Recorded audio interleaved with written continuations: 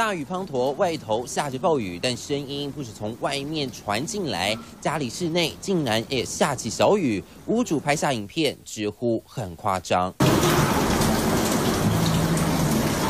仔细看，不止房子天花板漏水，从最上层的灯具到木头柜和地板全都遭殃，家里瞬间变成水帘洞。民众无奈只好拿出碗盆一起接水。这种看起来有一点像是铁皮屋顶，好，那这种铁皮屋顶很多都是在沟渠那边在漏水，好，它那边的如果有堵塞，它比较会积水进来。一般房屋漏水可以分为2类别处理。 如果是铁皮屋，可能是沟渠堵塞积水，或是屋顶接缝不齐；如果是高楼大厦，可能是排水系统不良、防水层破洞。第一个应该注意的是浴室，好，那再来是外墙。